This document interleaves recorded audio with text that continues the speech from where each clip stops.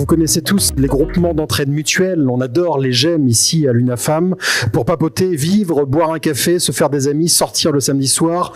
Bref, pour retrouver de la chaleur humaine. On vient de le comprendre, la chaleur humaine est fondamentale, évidemment. L'UNAFAM parraine de nombreux GEM partout en France. Nous allons recevoir Marianne Von Obstal, parrain référent du GEM La Tortue qui trotte à Rambouillet, le GEM L'Étoile du Sud de la Verrière dans les Yvelines, représentant l'UNAFAM du CA du collectif national Intergem. Voilà, ils arrivent, ils s'installent pendant que je les présente.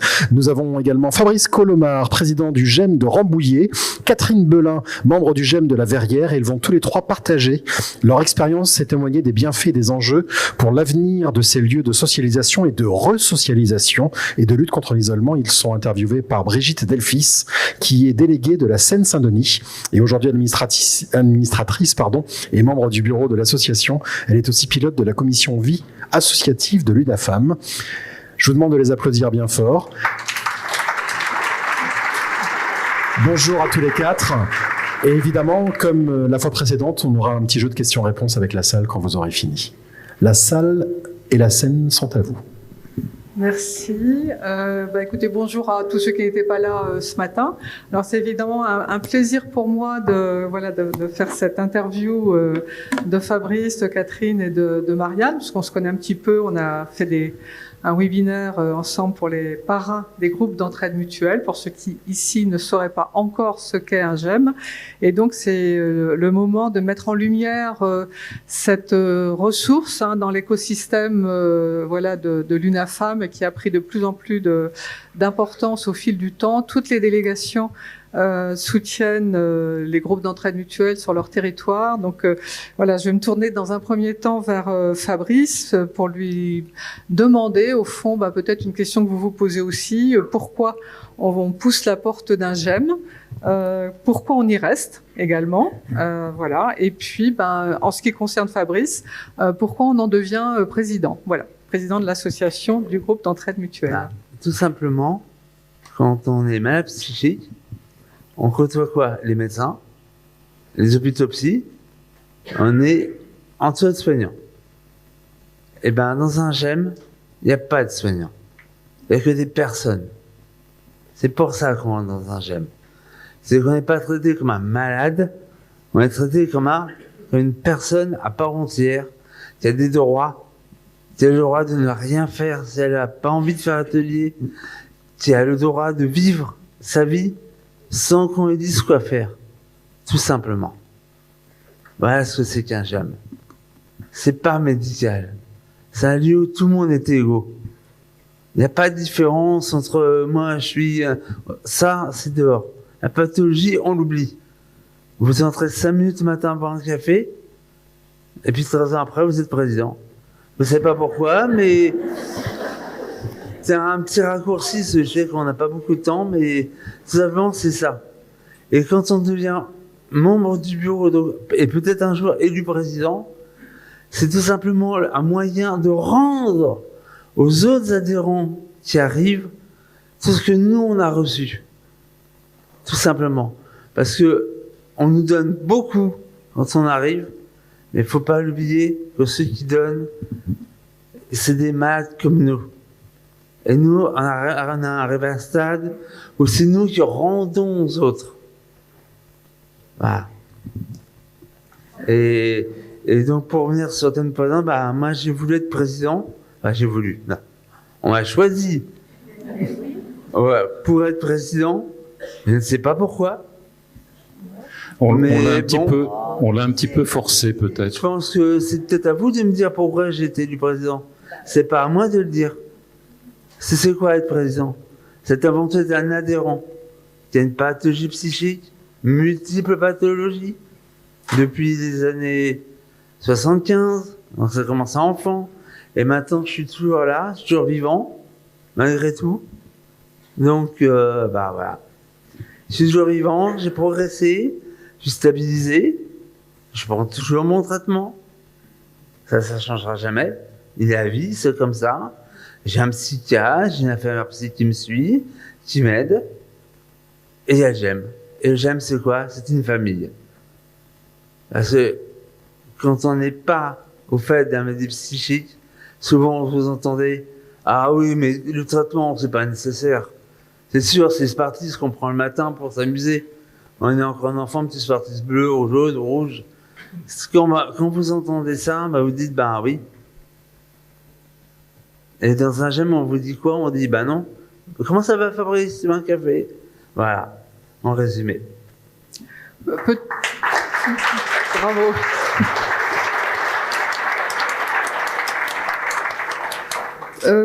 Peut-être pour préciser, c'est qu'effectivement, on s'est un petit peu parlé en amont. Et la notion de président, enfin, quand Fabrice a su que j'allais peut-être l'interroger là-dessus, il n'était pas tout à fait, t'étais pas tout à fait d'accord. Il dit, mais c'est pas ça qui est important. Non. C'est vraiment le fait d'être un adhérent parmi les autres. Et je suis président, mais je passe le balai, je prépare le café. Voilà, je sers le café, j'accueille. Et je suis juste à une étape où je suis stabilisé. J'ai beaucoup appris. Je suis plus timide. J'arrive à parler en public. Si je peux m'aider une personne à évoluer comme moi j'ai évolué, là, j'aurais vraiment fait quelque chose. Tout simplement. Et c'est pour ça que le titre de président, c'est juste un mot pour un texte de loi pour une association. Ça n'empêche pas qu'on invente un malade. Ils ne savent pas l'oublier. Qui a beaucoup appris, qui a beaucoup reçu et qui a beaucoup à donner. Et ça devient même une raison de vivre.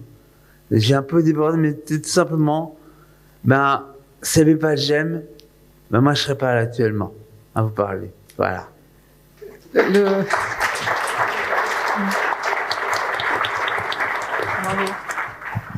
Peut-être nous dire aussi, alors là on a parlé effectivement que on n'est pas un malade quand on est dans un groupe d'entraide mutuelle. On avait aussi échangé autour de la notion de handicap et que le fait que le groupe d'entraide mutuelle pouvait changer le regard sur cette notion de handicap et qu'au fond mais ça c'est à toi de nous le dire, mais il y a le groupe d'entraide mutuelle permet aussi de faire émerger ce qu'il y a comme ressources chez la personne et compétences. Enfin voilà. Exactement. J'avais envie de parler de ça aussi. Oui, parce que quand on rentre dans un GEM, on dit pas on est malade. Après dans un GEM, on dit non, t'es une personne, t'as des qualités, t'es capable de faire les choses. Ça vient doucement, comme une tortue. Ça avance doucement, mais ça avance. Et tout simplement, GEM, ça apporte de la confiance en soi. Ça permet d'être là, face à vous, à exprimer simplement qu'on peut progresser et que maintenant à Rambouillet, on a une très bonne relation avec la mairie de Rambouillet, qui nous soutient, qui nous reçoit, qui nous permet tout simplement d'évoluer. Elle nous accompagne. Et à Rambouillet, ils ont un autre regard, honnêtement, que certains hommes politiques. Et être membre d'un GEM, ça change de regard sur le handicap. Parce que c'est un lieu où on n'est pas un handicap.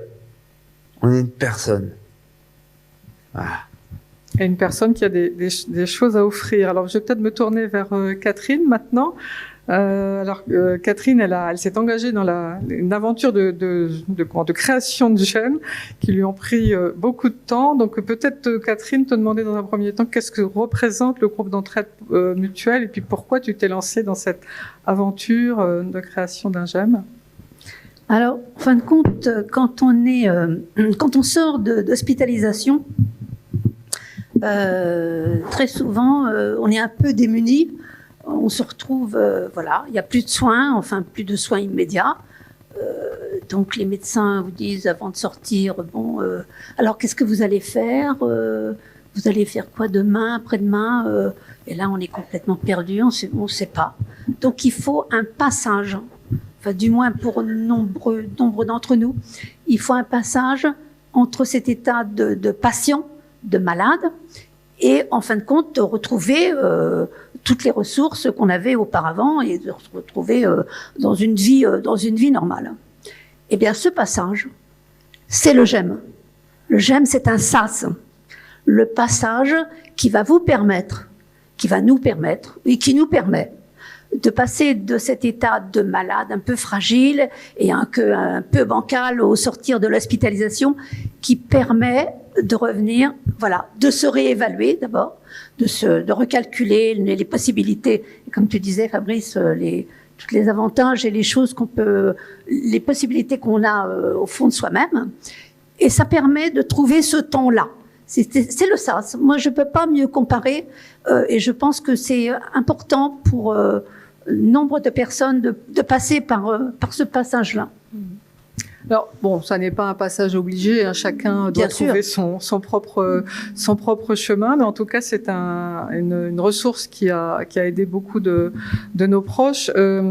J'ai vu Catherine réagir un jour parce qu'effectivement on est un certain nombre à sentir des réticences chez nos proches à franchir la porte d'un j'aime, et donc du coup je voulais demander à Catherine, qu'est-ce que tu réponds quand quelqu'un te dit mais le j'aime c'est pas pour moi? Eh bien, je lui répondrai, suivez-moi. Faites au moins cette expérience-là. Il y a toujours un j'aime. On est très nombreux. Il y a de très nombreux j'aime en France. Je sais pas, parce que beaucoup d'entre vous viennent peut-être de loin. Il y a de très nombreux j'aime. Il y a forcément un j'aime qui n'est pas très loin. Faut faire cette expérience-là. C'est une rencontre humaine. C'est la rencontre du groupe. Hein, où on connaît tous on a le groupe familial, le groupe des amis, le groupe. Il y a le groupe j'aime. Voilà. On s'y repose, on s'y installe, on prend le temps que les choses aillent mieux. Donc je proposerais effectivement un accompagnement, au moins une journée, de tester et de voir ce que c'est qu'un j'aime. Alors, peut-être revenir, on en a beaucoup parlé ce matin avec les accueillants, hein, on a parlé de la richesse et de la magie presque de la rencontre et du soutien de pairs, PAIR à pairs. Ça vaut aussi pour les groupes d'entraide mutuelle, hein, c'est-à-dire que quand on a traversé des hospitalisations, quand on a vécu un certain nombre d'événements similaires, peut-être Catherine, tu peux nous dire ce que la paire aidance, quel est en quoi c'est une ressource dans un j'aime, la paire aidance, et qu'est-ce qui peut se jouer dans ces moments-là, quoi. Ça, c'est extrêmement précieux, parce qu'effectivement, quand on fait partie d'un j'aime, quand on intègre un j'aime, on en fait partie, on y est bien. Et on se dit qu'on a été malade, on a été souffrant, j'ai été souffrante. Et je me sens capable d'entendre ce que tu vas me dire, de comprendre ce que tu vas me dire, plus ou moins bien évidemment, parce que nous ne sommes ni thérapeutes, nous ne sommes pas des professionnels de la paire aidance, mais nous sommes capables d'entendre l'autre qui va très brièvement, très succinctement nous parler, mais je peux, moi, souffrante, ou ayant souffert, je peux l'aider. C'est ça la paire aidance pour moi. Je pense à un exemple très récent. Il y a un jeune garçon de notre GEM qui voulait écrire de la musique, qui voulait écrire du slam. Bon, moi personnellement, je suis pas spécialiste du slam, donc il voulait écrire du slam, et il a rencontré donc au GEM quelqu'un qui est aussi très souffrante et qui l'aide.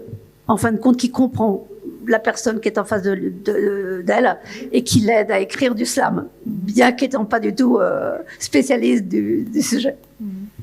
Voilà. Bien, mais merci Catherine.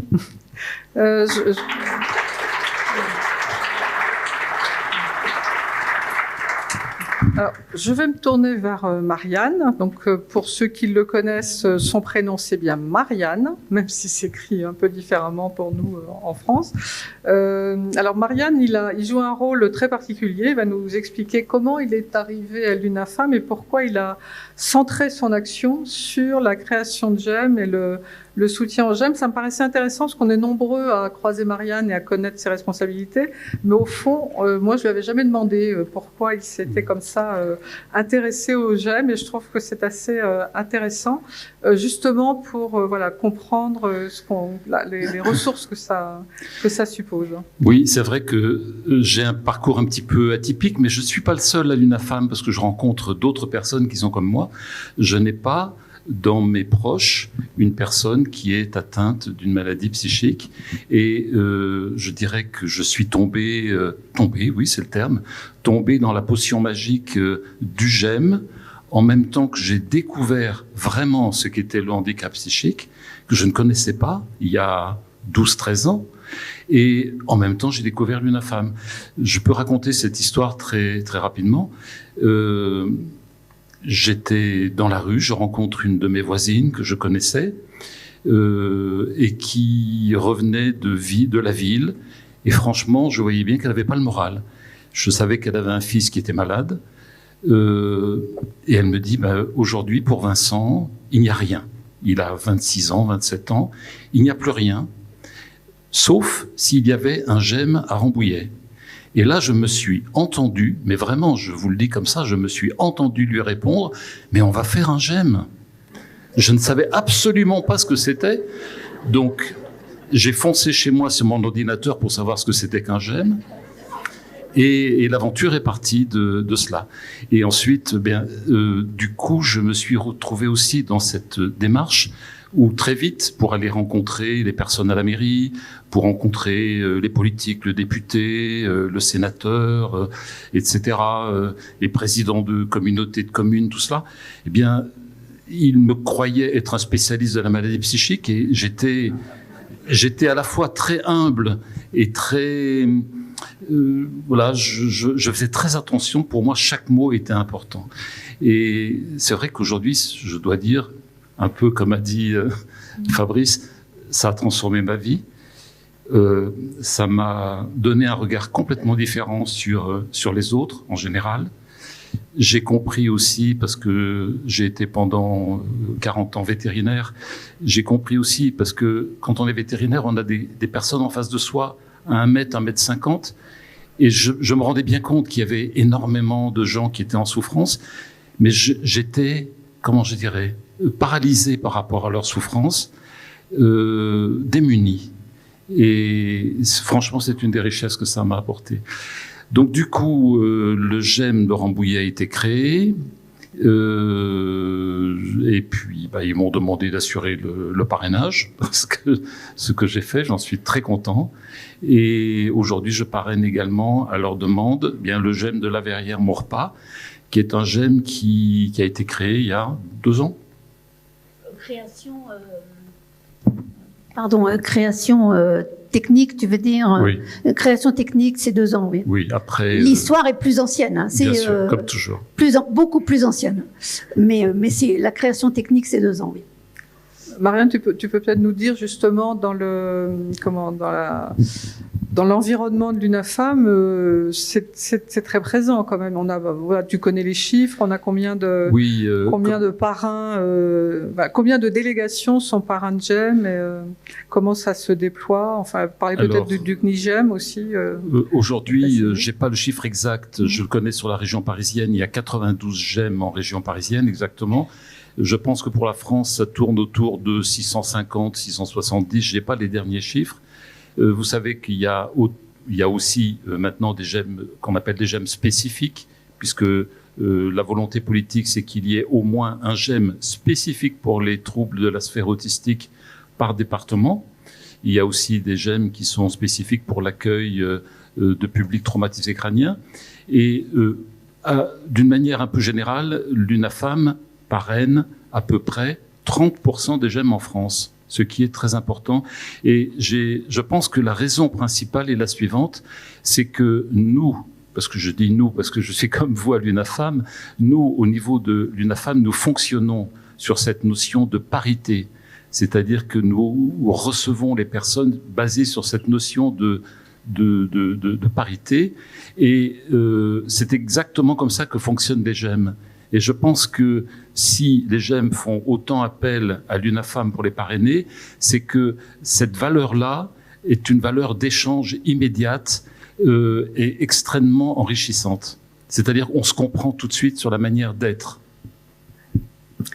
Voilà, écoutez, j'espère qu'en tout cas Catherine et puis Fabrice vous ont donné envie de soutenir l'envie de passer la porte d'un GEM. C'est pas facile de pousser la porte d'une délégation UNAFAM, c'est peut-être pas facile pour nos proches de pousser la porte d'un GEM. Il y a une prise de risque peut-être, il y a une aventure aussi qui commence à ce moment-là, mais l'aventure elle peut être belle. Donc voilà, je vous remercie de l'avoir partagée avec nous.